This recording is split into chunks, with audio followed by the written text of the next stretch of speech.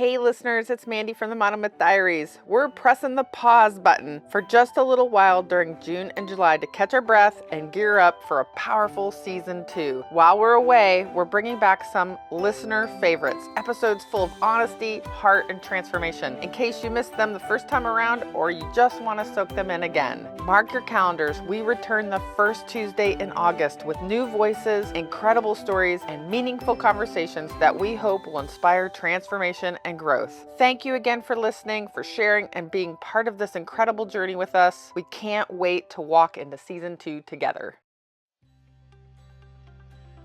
Hi everyone, and welcome to the Monomyth Diaries, a podcast where ordinary people get to share their hero's journey. I'm Mandy. And I'm Karen, and we'll be your hosts. We'll discover powerful insights, critical moments of growth, and much more. Thanks for joining us. We all have a monomyth to share, and someone out there needs to hear it. Welcome back to the Monomyth Diaries, where it's a take what you like and leave the rest podcast. Today we had the opportunity to take the show on the road. Mandy, can you tell us, where are we? Absolutely. We are recording today from the Cottages, which is a co-working space here in Katy, Texas, and it is owned by Hi Ho and Cyndi Din, some friends of mine. Cyndi and I met each other actually through our husbands, and she has an absolutely incredible story to share with you today. We found it truly inspirational, and we hope y'all do too. Please join us as we welcome Cyndi to our podcast. Cyndi, welcome to the podcast. Thanks for having me. I'm really excited. I'm so glad. We're going to start off with some Monomyth story starters. We're going to ask you a series of quick questions. You feel free to elaborate if you want. Ready? Yeah, let's do it. Okay. So Cyndi, sweet or savory? Sweet. What's one thing you can't live without? My kids. What is your dream vacation?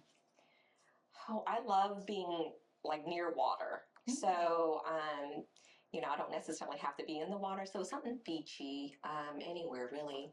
Nice, warm, balmy. What's your favorite way to spend a Sunday? Well, we normally go to church and it's just a relaxed day. No cleaning, cooking, just go to church, come home, relax with the family. Maybe some board games. That's fun too. No work. Okay. No work, no. Especially board games. If you could live in any time period, when would it be? I would have to say when Jesus actually was here on this earth and was able to walk, I would have loved to have met him. Yeah. And experience that. I love that. I would not think to do that. What's your biggest pet peeve? That's hard. Let's see. What do I get annoyed about the most? Probably right now would be people who are just not nice to other people for no reason on social media. Like, you don't have to say anything if you don't have anything nice to say. But like, why do you feel the need to say something negative? I don't know. It's just that would be my pet peeve. So Cyndi, what is your favorite childhood memory? I grew up surrounded by a lot of cousins, and especially being born in the year of the dragon. And so I have a lot of male cousins. And so we would be outdoors a lot. I was considered a tomboy. So I would climb trees, and there was this magnolia tree that we would just sometimes climb. And if you know anything about magnolia flowers, before it blooms, you can actually peel it out. And there's like this, the pollen, like the yellow pollen. And we use it as grenades. Just throwing that. Anyways, it made for a messy yard, but I had no idea you could do that. no, yeah, we should try that. We have a lot of magnolia trees on our at home, so we could try that one day. Is that what produces all the yellow pollen that we get all over our cars? I don't know. But no, I don't think so. I don't know. Okay, I was just curious.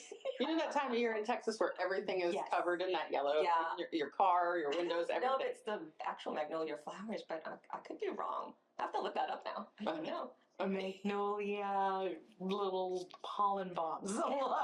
Pollen bombs, yes. That would be one of my memories. What's something on your bucket list? Bucket list. I would love to go to Rome. And, just, I don't know, just go and, explore. I would love to go. Yeah. Awesome. On my bucket list. Me too. Okay, we can go together. Yes. So if you had one wish, what would it be? One wish. I know world peace is kind of like everyone's like go-to answer. I guess for me it would be just having like my family get together, including my mom and dad, because they're divorced now, to really be at peace with it, to be accepting of it. And, because we have this conversation like, well, what if the grandkids get married? Who do we invite? Grandma or grandpa? And it's always a difficult thing when it's not about us. It's about the bride and the groom for that day or for any occasion. It doesn't have to be a wedding, but just to be able to come together and not, really drag the past in, because the past is the past. We were who we were back then and we're different now. We can accept the past and just move forward. So that would be my wish. I love that. More practical, right? A beautiful one, though. Yeah. For sure.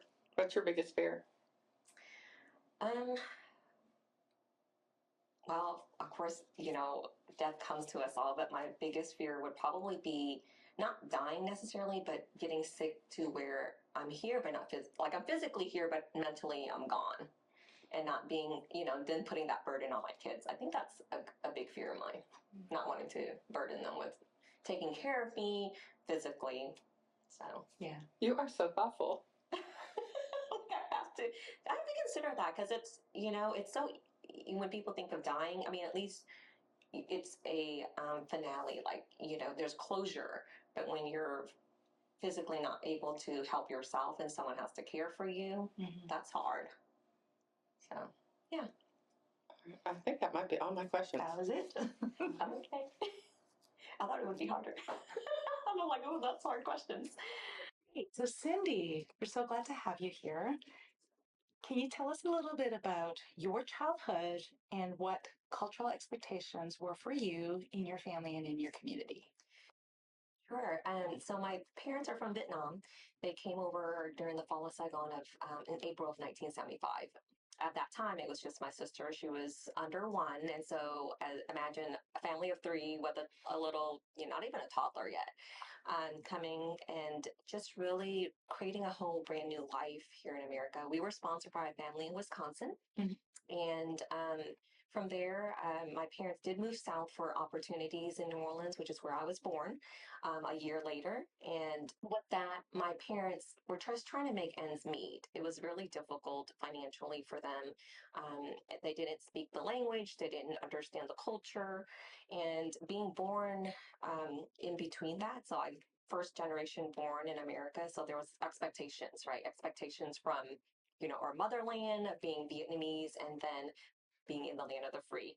So, I mean, I was kind of that first generation where I was born with the expectations of how women, or just as a female, I guess I can speak on behalf of being a female, versus being born here in America. There's a lot of cultural differences. Yeah. I did have my parents by 1982. We were a family of seven, so I have three younger brothers. So it was my sister, myself, and three younger brothers, and so I can tell like how my parents treated the boys versus how, and not that they didn't love us, it was just different love, a different kind of expectation. It's like any group of generation. It's just the cycle, right? My mom was born and raised as a housewife. Those were her expectations, to be dutiful, to be obedient, to be submissive. Those were some of the traits that she was trying to pass down on to me. Right. And so growing up, it was difficult because, I was watching a lot of shows like The Cosby Show, and, the roles of a female there in those shows are a little bit different than what my mom was expecting of me. Like, I was expected to learn how to cook and to clean and to cater and to serve. It was those duties that I resisted.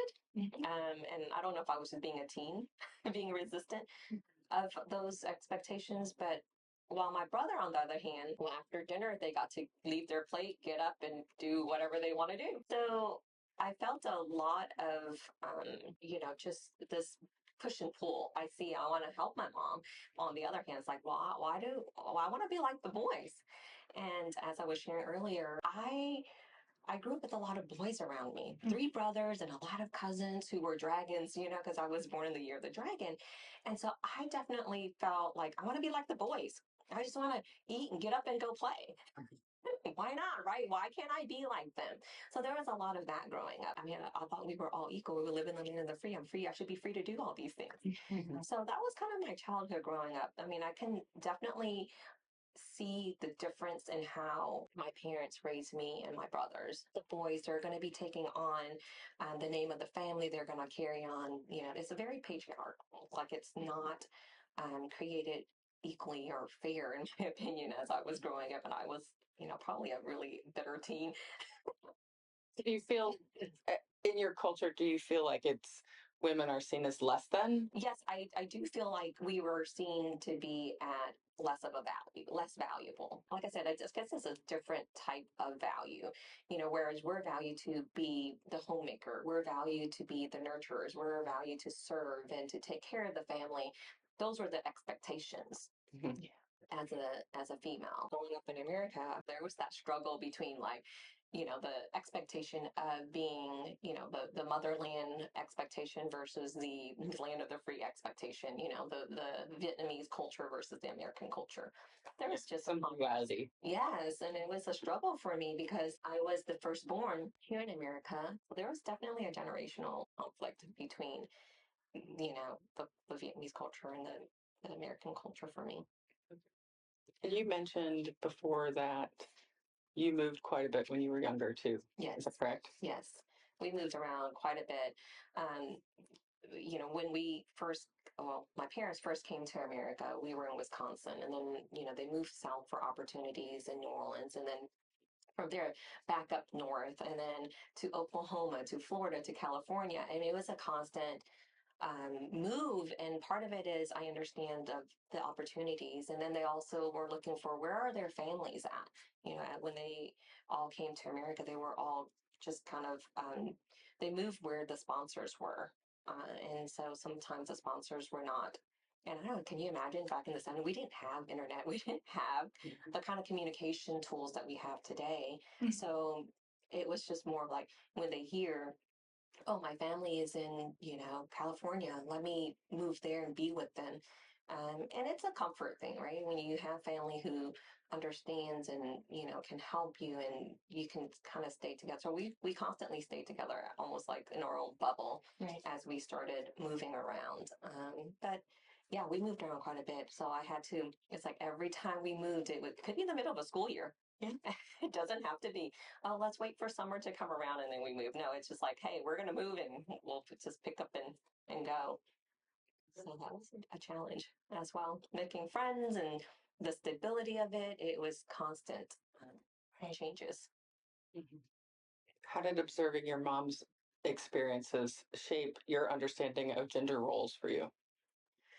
Um, you know, I may have mentioned like my parents fought a lot growing up. And part of it, or probably a big part of it, was related to financial stress, right?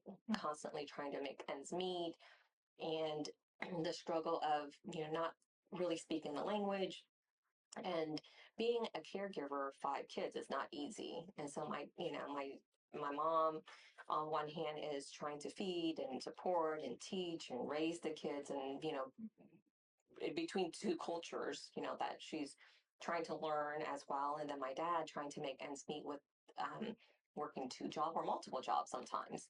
Uh, I I think with my mom and being, you know, that, you know, she too was trying to learn the difference in, okay, I'm not in Vietnam anymore. And part of her, you know, her you know, when she was raised, she was taught, you know, when you get married, you're part of the husband's family and you know, adapt to the husband's family's lifestyle, or you are serving the family. You're no longer part of your, you know, your parents' family. Right. And so regardless of how they treat you, how they talk to you, how, you know, my dad could hit my mom. It physically hurt her.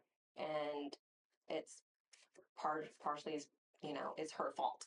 Like, well, you should have not talked back, or you should have, you know, done this, or you know, it's always like what she shouldn't or should have done. So seeing that, it was really hard for me to accept because, again, you know, I watched a lot of TV shows where the husband, was really respectful to the wife, or the wife was able to voice her opinions or her thoughts without really a lot of consequence other than mutual respect for that person's thoughts and, actions.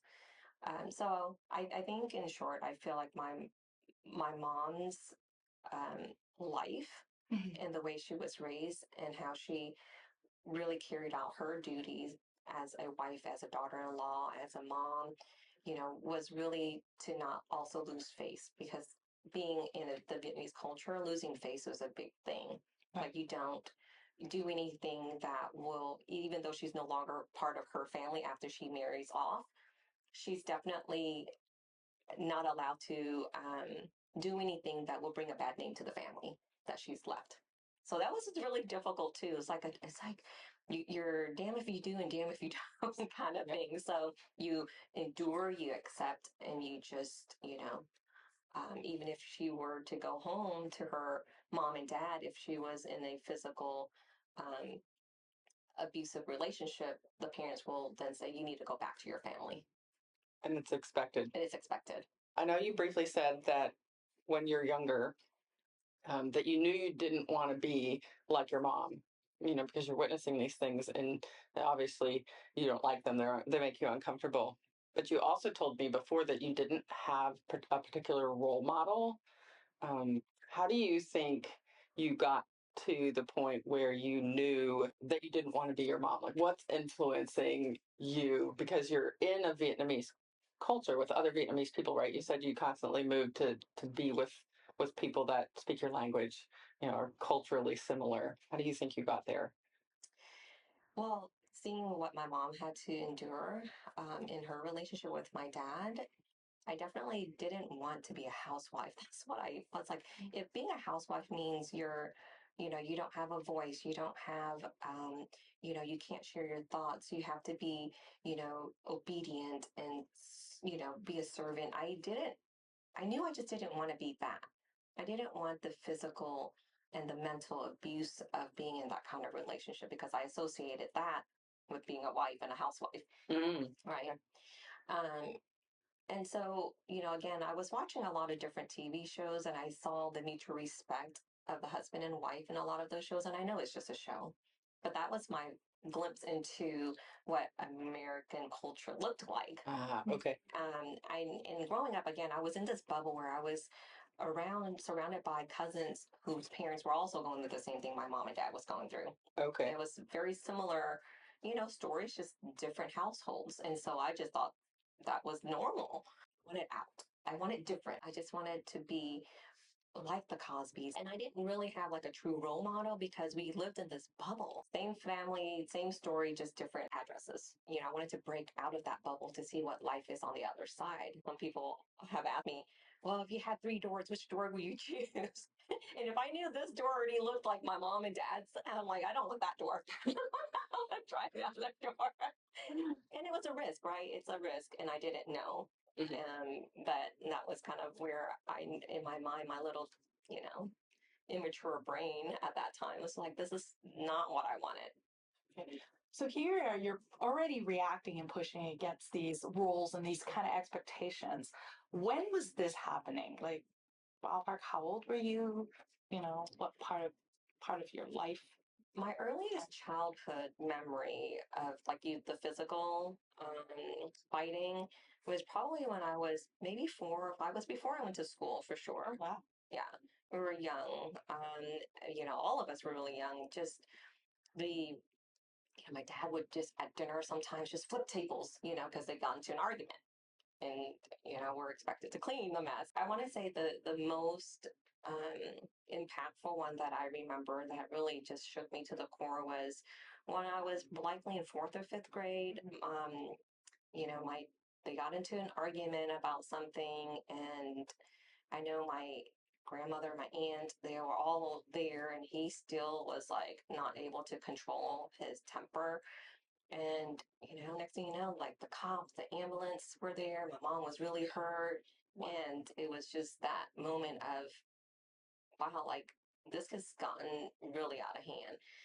And I remember my mom, like after she got back from the hospital, she was so angry and heard that she built picked us all up, packed us all our stuff. We were living in Louisiana at this time. She got I guess, a one-way bus trip from there all the way back up north to Wisconsin to where our sponsor family was to kind of get help. And I remember just it was a long bus ride, and I got so sick. I get motion sickness, so I was super sick in the car, car sick. And then when we got there, we were in a battered woman shelter. I didn't know what it was called at that time, but now that I look back, oh yeah, that's what it really was. It was just a shelter for battered women, and I got so homesick there too. I just remember being sick all the time. I don't know quite how long we were there, but I knew that my mom was trying to seek help. Yeah. Trying to reach out for someone to help her. And there was all five of us, remember there was like my sister, me, and my three younger brothers. So we were there for a short period of time. And then all I remember is next thing you know, my dad shows up and then we're flying home back to Louisiana. So you're talking about this incident that like you're in elementary school, you're in fourth or fifth grade. Your grandmother, your aunts, your family are all there, and the police come up, and then you guys get away for a bit, and then your dad pulls you back. What kind of messages were you getting from all of this, that from your family, from your community, that's telling you about your worth? Um, I think as a woman and seeing that, I felt like my mom was saying that her worth is only as good as what her husband um, gives her. Like, that you got to just accept and endure, whatever it is and however he treats you. And I'm sure my dad would like, I'm going to try to change. I'm going to, do certain things to try to make things better. I want, like promises. Um, and and so for us, it was more of, what my mom needed him too, in a way, right? She financially couldn't support herself or her five kids, and we were so young at that time. And I'm sure there was a part of her that said, well, I have to, try to make this work, one, not to lose face, right? Because divorce was just a big no-no in the family. It was not accepted. And on top of that, my mom was, we were born and raised Catholic. And so a religious aspect of that kind of was intertwined with the cultural aspect of, well, you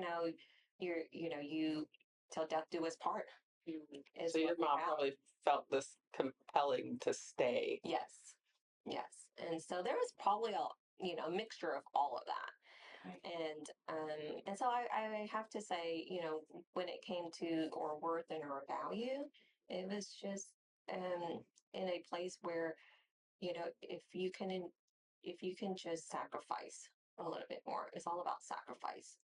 Or we were expected to sacrifice. As a mom, we're sacrificing. As a daughter, you're sacrificing. As a wife, you're sacrificing.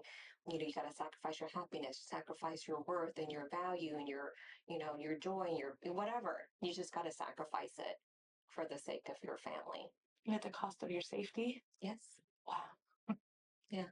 Sorry. Well, I know that's so unfortunate. Yeah, and I don't think in most people's mind, especially like, talking to my aunts and uncle, they're like, well, you know, they're not going to go that far. You know what I mean? People just don't expect, like, yeah, he got angry, he hurt me, he didn't mean to break my arm. I think that's their mindset was just, we've gone through it, it doesn't get that bad. The worst it gets is, maybe a bruise or a broken arm, kind of thing. They minimize it. They minimize it. Yes, they do. So this carries on this sort of interaction between your mom and dad all of your childhood. Yes, they were married for 40 something years. And then, so this carries on into high school. And I know Yes. at one point you said that you moved again because you did high school in Texas, right? My sister was a teenager before I was. She got a lot of the brunt of the word. I wouldn't say abuse, but punishment. And because, she was a teenager first, right? Right. And so she ran away from home. And so there was a move from Louisiana to Texas to kind of help contain that. So we moved to this tiny little town called Cottages.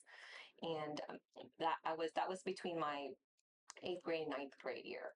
And so just imagine again, here's another big move. I'm about to go into high school, and I'm expected to leave all, the friends that I made in the last few years in Louisiana to start a new life, a new, identity, whatever it is, in this small town called Flashes in Texas here. And it was, I think for us, my mom and dad was just like, well, again, sacrifice, right? My mom has to sacrifice. But that means we all have to learn how to sacrifice. We have to sacrifice for what they thought was best. And yeah, the abuse, and it didn't matter where we were at. My dad, when he was angry, if it was something my sister did, then I got, you know, a lot of that as well. Because since she left, she's like, I'm not dealing with this. I'm leaving.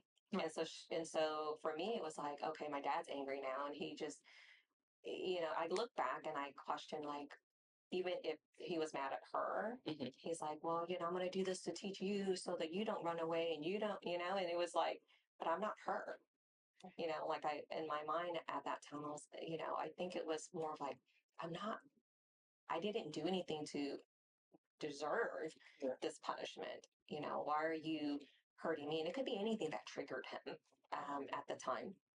And so I just remember I was a senior in high school. And at that time, we didn't have cell phones. And so if we had friends, they'll just have to call the house. And then, both lines, my dad could pick up on one line, and, I could be picking up the other line. Well, someone had called, and my younger brother is named Timmy, the one right after me, and I'm Cyndi. So it sounds similar if you say it really fast. Right.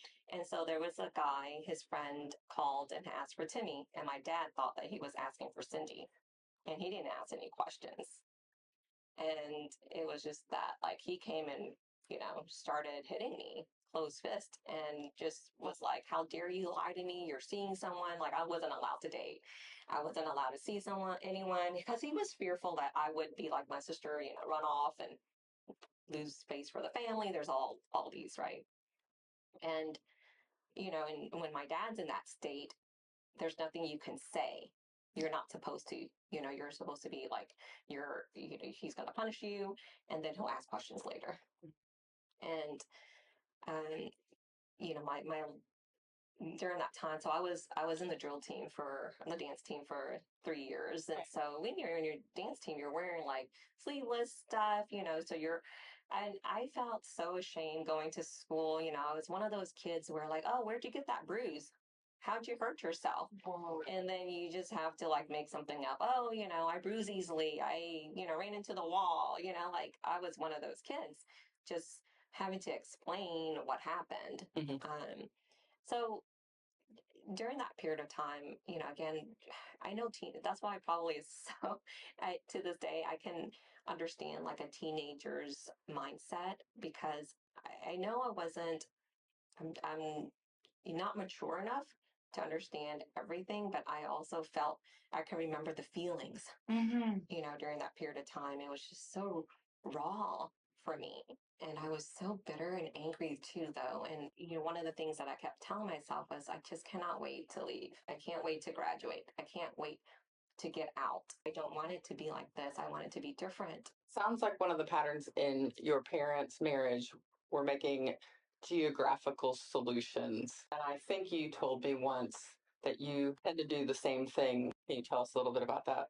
Oh, absolutely. As soon as I graduated from high school, the day after, I was ready to move.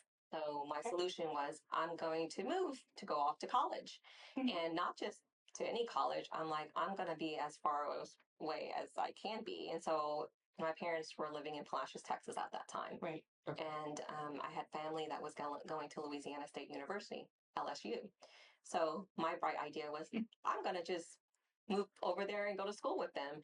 And growing up, the value of a female going to college was not something that they had planned for. So for me, they were like, well, their expectation was, I'm going to, get married, have kids, and stay home with the kids as a housewife. I can imagine they weren't happy with you going to college. No, they were not very supportive. If anything, they thought I was wasting my money and my time and effort and not being obedient And so I left anyway, without their support, without any money, no 529 plan saved for me, no car. It was just, okay, if you want to go, go. So I did work my way through college. I worked at a grocery store while I went to, classes. I made it work. And that was my first big move. I didn't have anything. That was my first experience into the real world. Did you stay at studio the whole time? I did not. I was there for about a year and a half or so, and then my younger brother finally graduated to me. He actually graduated, and my parents at that point said, okay, if you're really going to go to college, why don't you come back to Houston and you and your brother can get an apartment together and help each other through college. Okay. And so, they got him a car. They're like helping him and supporting him through college. So it was kind of like, well, why not stay together and help each other out? So that was my move back into Houston. But again, I felt, okay, well, my parents are not living in Houston. I can still, create a life of my own. It's okay. And so that was my move back, was to help my brother and really help myself get, and finish. So I did finish off at the University of Houston here. So you once again saw that you weren't worth as much because your parents were willing to help your brother. Yeah. Okay. Yes. So that, it's very common for them to talk about, well, what does my boys need? They're going to need college education. They're going to need a car. They're going to need help. I mean, to this day, sometimes mom was like, can you give your brother some gas money? Wow. So it's about like what they need, how to support them. They need you to, call them to invite them to dinner. It's always about what I need to do to help them. Help the boys. And I love my brothers. I got along with them great. I don't fault them. It's just that like constant, like my mom or dad's always like, oh, what about your, when they see me, the first thing is like, well, you talked to your brothers lately? How's he doing? Like, what about your daughter? For real. So it could be hurtful, but I like I said, maybe me in my teens, I was angry and bitter about that. But looking back, it's kind of like, okay, I get it. That was just instilled in them. And I felt like I needed to break that. I'm an in-between generation, right? Like I had that conflict. I mean, I get the old, but now this is the new, and we both, are equal. Like women and men, we're female, male, it doesn't matter. And so, and I guess in our culture, it's also like the male or the groom pays for the wedding, whereas the bride, because the bride is actually, going from their family to the men or to the groom side of the family. So Right. Okay. it's interesting. Yeah. Speaking of, Yeah. so you're in college and you meet your first husband. I did. I was, so I ended up, just financially, I moved in and I started living with someone I was dating. His name was Joseph. And so my first husband, and living with him, as soon as I graduated from college, it was more like, well, you live with him, you have to marry him now. First of all, living with him was a no-no when my parents found out. They're like, oh my gosh, you're living with someone, out of wedlock, and it's, frowned upon. And so the parents got together, shortly, after I graduated from college and said, well, especially my mom, and she took me aside and said, your worth as a woman is no longer as valued or valuable because now you live with one. Who wants someone who's lived with another man Oh, wow. or has been with another man? You need to go ahead and just marry him because I was living with him as though I was married already. So he's also Vietnamese, am I assuming? Yes. So both his parents and your parents kind of met up to discuss what you guys should do. Am I reading this right? Yes, but I mean, it wasn't arranged marriage by any means, but it was more like, encouraged. You were expected to marry him. Yeah. Yeah, it was more like, and we were both young, and maybe their influence was like, well, you guys can just make it work.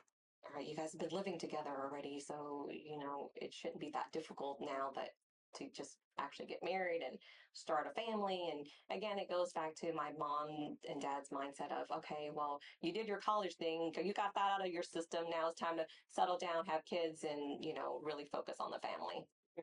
Yeah. Did you want to marry him?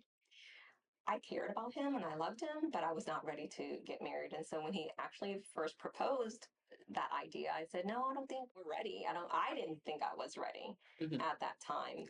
And so when I said no, like the parents and even his grandma was like, what do you mean no? Like, that's the next step. That's the next expectation. And because culturally, by the time, well, my mom wasn't even expected to go to college, right? Or even high school for that matter. So going to college was already like a big step. So they're like, okay, well, your next step, you really should have been already married. You're going to be an old maid. Who's going to want you, now? Like, you're no longer worthy, like, of someone who has never lived with someone who's, they want someone who's going to be submissive and obedient. Whoa. And I'm not that. So she actually says these things out loud to you. It sounds like it's not just your mom saying this stuff. It sounds like, his family is also saying these things. And again, I don't want them to sound like they are bad people. I think this is just a cultural norm. Sure. This is their norm. And one of the things that really was just like sealed the deal, I remember his grandmother was in the hospital and we went to go visit her and she just took my hand and she just said, it's okay if you think that you're going to, really know someone before you marry, that's not going to happen.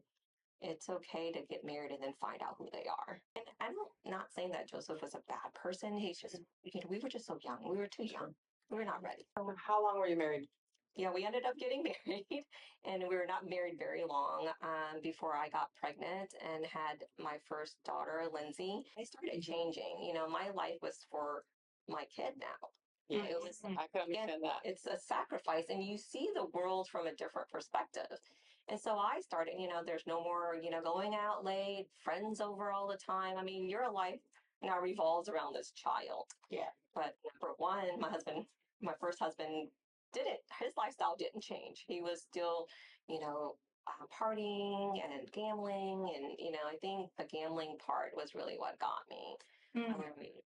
And we were only married maybe a year and a half, 2 years.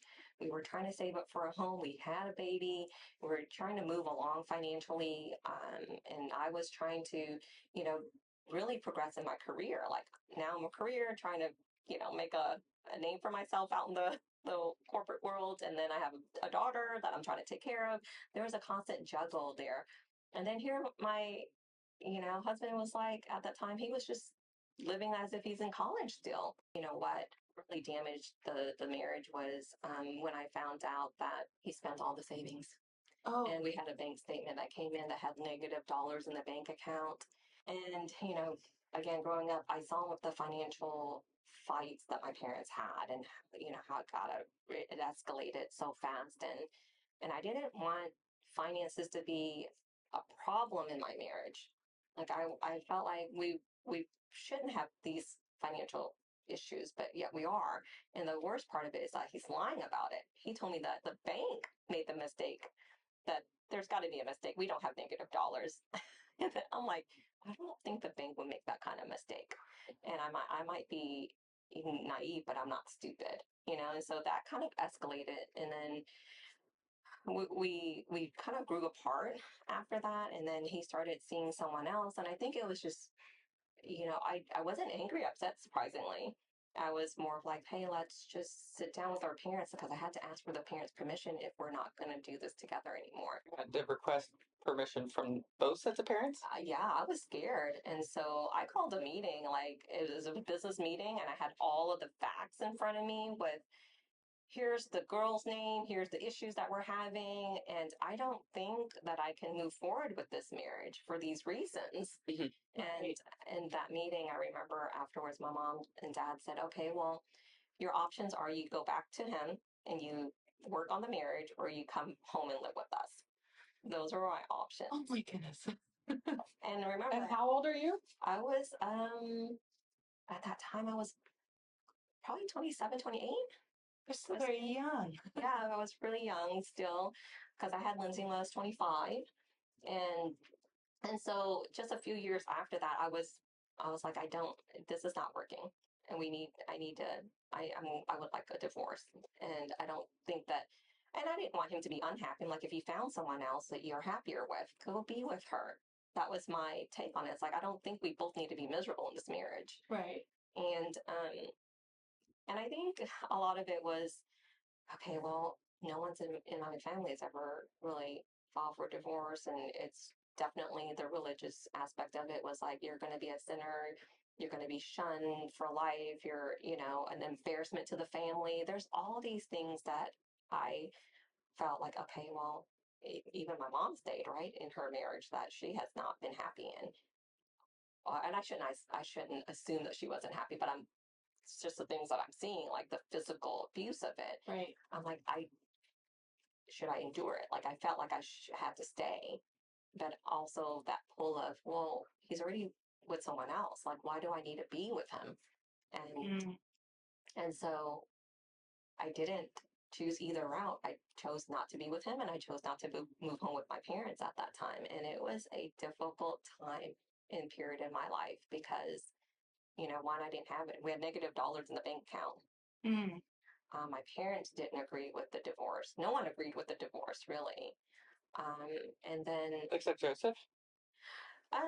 he was kind of just nonchalant, right? Like it was, yeah, I'll stay with you, and I don't have to see this person anymore. But do I have to accept that? And in my heart was starting to really harden when it came to like, well, why do I have to go with what everyone else says? Yeah. Um, and I truly was not happy at that time. And I was definitely starting to, like I said, there was a lot of built up bitterness and anger. And I said, I knew I didn't want to live a life of misery for myself or for him. Mm. But like I care about him enough to say, you know what, if you're happier with someone else, to go be happy. Yeah. Like just, And you decided to move into an apartment by yourself. How'd you get there? It was hard. I didn't have the credit. I didn't have the money to move in. And I remember because I didn't have the credit, I had to put an extra deposit down in order to secure the rent for the one bedroom. And had a friend. She was so sweet and kind to me, and we were all just trying to make ends meet. We were only in our 20s, and she said, I'm gonna lend you the money." And that was the first time anyone's ever lent me money, where to help me. And so I borrowed her money, and I told her, I said, I'm gonna pay you back as soon as I get, you know, I'm settled in, and the next couple months I'm gonna save up and I'm gonna pay you back the deposit that I borrowed.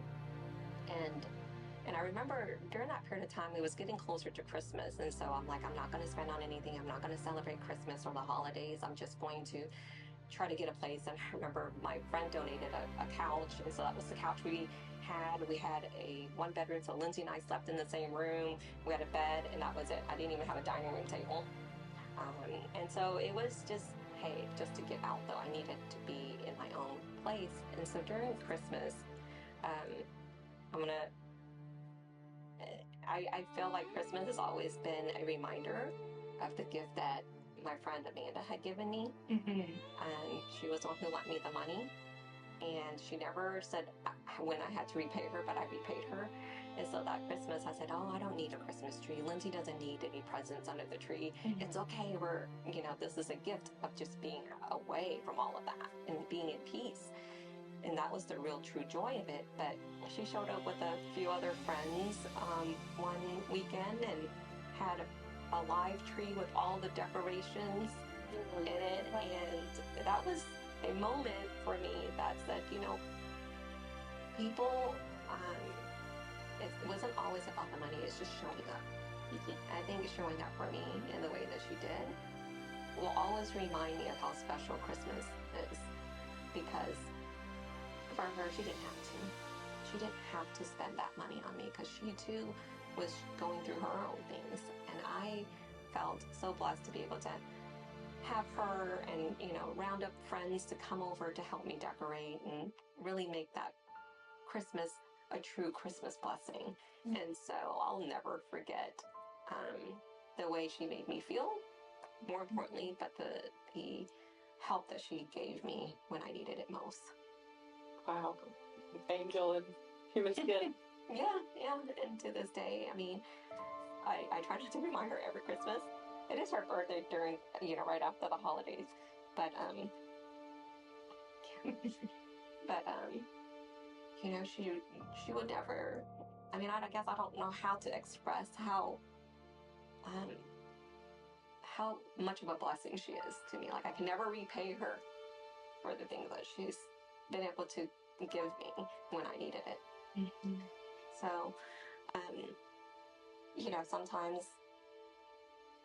during Christmas, I like to bring up the stories. She's like, "Oh, don't say that. I don't," you know. It's like you don't understand how much of an impact. Yeah. Because what are my other options if she didn't help me? Yeah, she absolutely changed the trajectory of your life. Yes. Yeah. Would you say that was like the defining moment of when you actually broke free from a lot of those constraints you were feeling like you had to stay in your marriage and so much pressure, that this angel came in and helped give you freedom? Yeah, I definitely felt like it was another stepping stone towards that. You know, I made a slew of other mistakes along the way, but I met someone in New York and we started, you know, traveling to and from to see each other. And he brought up, he's like, well, we've been seeing each other. Well, you know, we think about having you try living in New York. And here's another geographical solution, right? You know, because there's so much shame and embarrassment to the family that I created by going through my divorce with husband number one. Mm-hmm. And so for me, it was like, okay, if I move to New York, no one knows me. I can start over. Mhm. I can start over. No judgment. No one giving me, you know, these looks. I don't have to hear my parents and family tell me, you know, how much of a disappointment and I didn't have to, you know, and I fell away from the Catholic Church because I felt like I was too much of a shame or embarrassment to the family to actually enter. And so I kind of just started really putting all of that behind me when I moved up to New York. Mm-hmm. I think you said at one point your mom said you could not take communion.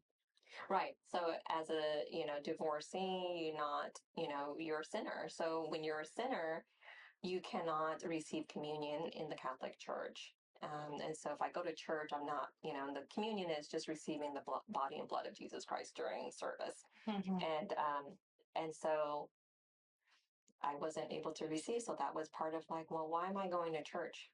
Why am I, if I'm no longer welcomed here, then I'm not going to go. It was a constant reminder of not being good enough. Right. It was a constant reminder that I'm not worthy. Where I just stopped going to Catholic church and really move even further away from my belief in Jesus and my walk, you know, with him. You're living in New York. Yep, I moved to New York with Lindsay and I found a job because I knew, again, I cannot financially depend on a man because I didn't want that. I wanted that separation of dependency. And everything is going fine. And, you know, this person, let's just call him husband number two, was such a passionate and a Prince Charming. You know, his family, you know, really accepted me again. You know, when I went through the divorce, if I, you know, remember even before I got married, if I was already living with someone, I was no longer worthy.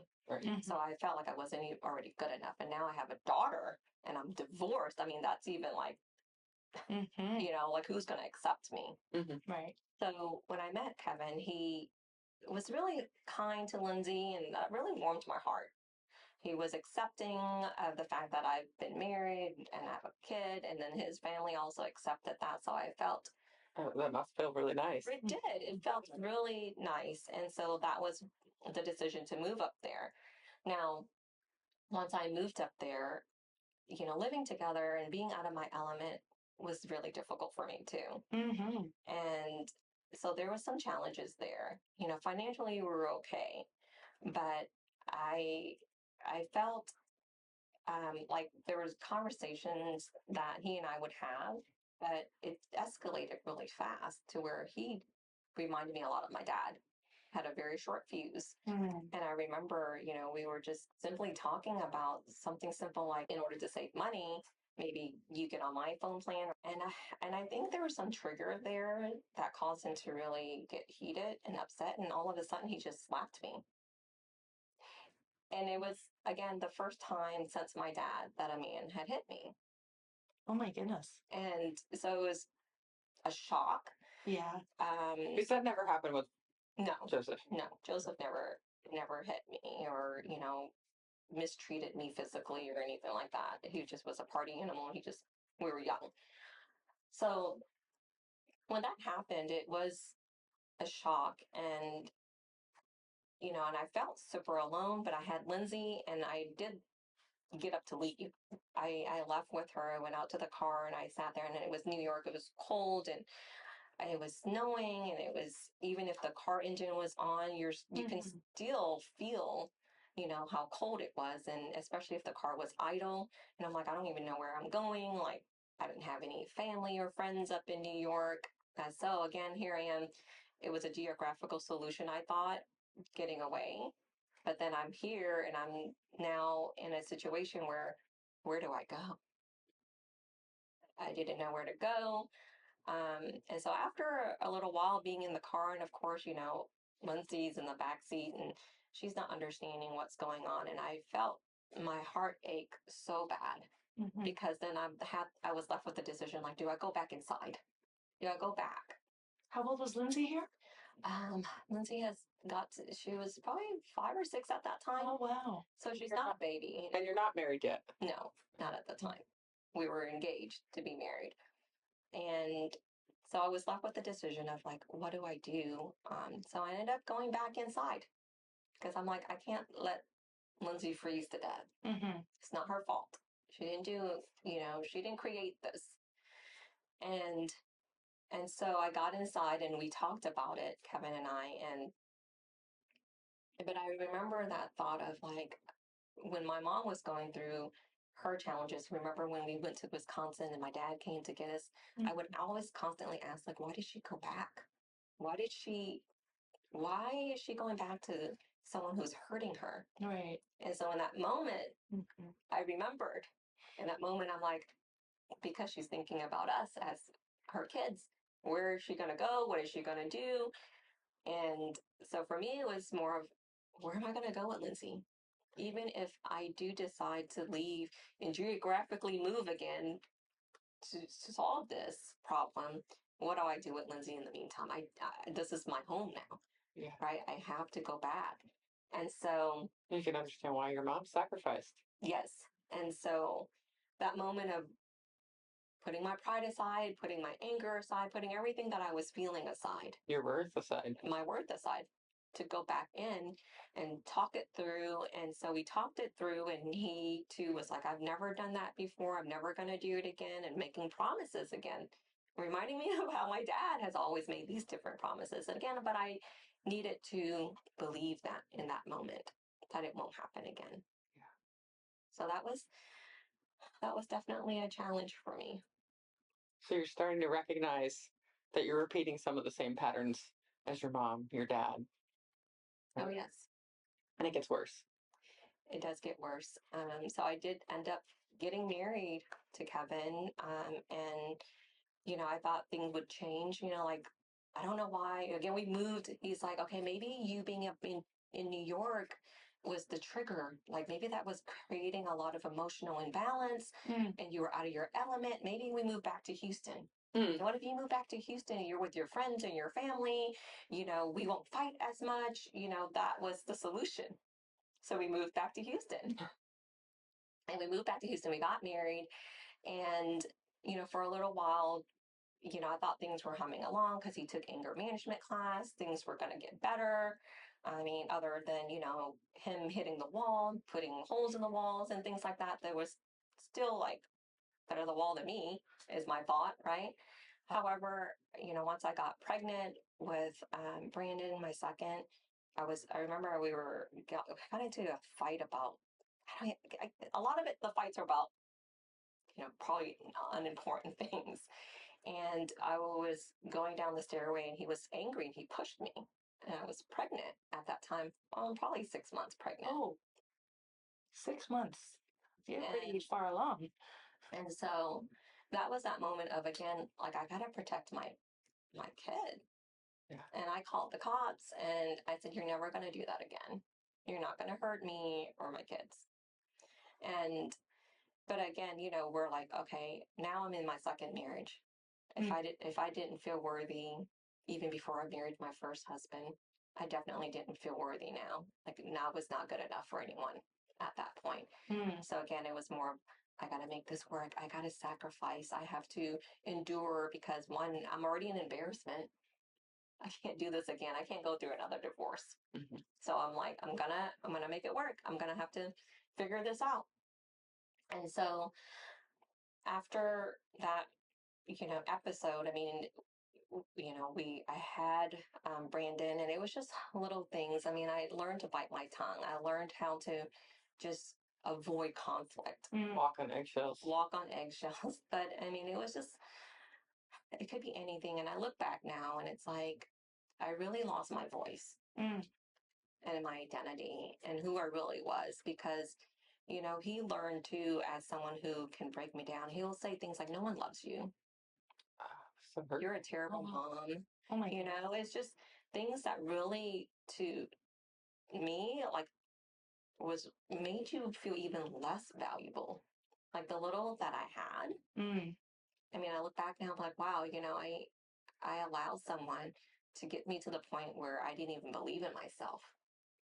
And so, fast forward, I was with him for a total of about 10 years. And it I guess the breaking point is when we got into such a big fight where he had me pinned down and where he was like choking me. And I mean, the the way he looked, it was not him anymore. Right. And where he was like, he threatened to kill me at that point. I think once he said, I'm going to effing kill you, I think he and I both recognized that, one, it wasn't right. And that this could probably keep escalating to the point where he could hurt me or I can retaliate and hurt him. And I said, and is that what we really want? To have something happen to me where I can't, I'm not physically here anymore, or unable to take care of the kids. And then what's going to happen to him? You're going to go to jail. What's going to happen? Like the kids will be parentless. Like what will happen? And I think in that moment it was, like we need help. And we did go to counseling. And it just, to all that to say, I think I recognized that I couldn't do it anymore because I don't know what it was a trigger for him or for me. And I used to blame myself, like if I would do this differently, or if I would not say this, or if I say these things differently, there's always something I had to do to figure out how do I change to change the outcome. And I realized it's not just me. No. It wasn't just me. And so the realization of I have to file for divorce again was so devastating for me. Imagine. Because here is another failure, and going back to that, I mean, but when my relationships were failing in my career wise, it was actually, I was outperforming, maybe I was burying myself in work, like, okay, I can't get things right at home, but at least I'm able to get it right at work. And no one even at work knew that I was dealing with all of this at home. You were driven to not have the financial suffering that you had as a kid. Correct. And like I thought if in a relationship, if, we were financially provided for and that we're good, that we won't have any problems. Like I associated a lot of the fights my parents had with some of the financial hardship that they experience. Being in America, not speaking the language, not having the education and all of that, right? And so I associated that with okay, these are why there's so many arguments and fights. But then I realized, no, we didn't have the financial issues in my second marriage. So why are we fighting so much? The final physical altercation that spurs you into the divorce then is going to be your major catalyst. Yes. Okay. Yes. And I remember I was so far removed from my faith and my walk with Jesus. I'm done. I don't know what else to do. I don't know what I'm doing wrong. I don't know how to even move forward from this point. Do I end my life here and let the kids go with their dad? Maybe they're a better parent than I am. Like there's all these self-doubts. I definitely felt like I was not doing something right. And I remember that song by Carrie Underwood, Jesus Take the Wheel. I mean, it was just perfect timing when I saw a flyer that said, here's a church that's starting up in my neighborhood and no perfect people were allowed. The timing of it couldn't have been better because I definitely was not a perfect person. And I, at this point, was like, I'm making a mess out of my life. I keep making these decisions that I think is good, but it turns out to be so bad for me. And I didn't know which route to take. So I ended up going to this church. And again, the last church I went and have been in was a Catholic church. And this new church was so different. It was, you come in, there's like a lot of worship music to start it off. And then, they dim the lights and I'm sitting in the back and I felt so comfortable in there because no one could see me. I was like, oh, this is great. The shame was dissipated when I was there. No one understood or knew me. And it was more of a focus on how do I walk with Jesus again so that I can have a different path. Because again, like Jesus, just take the wheel. Like I'm giving you now. I've hit rock bottom. I felt I don't know what else to do. And so I was just hoping, that he will lead me down this path. Yeah. So I know that your journey to faith is so significant, and we cannot wait to be able to dive deep into that in our next episode. Stay tuned for that, and I promise you it's going to be incredible. And I look forward to sharing that. Thank you. Thank you for joining us today. If you enjoyed this episode, please share, hit like, subscribe, and follow us on YouTube and wherever you get your podcasts. Feel free to email us at monomythdiaries@gmail.com with your monomyth and keep the conversations going. Until next time, heroes, let's journey together through stories.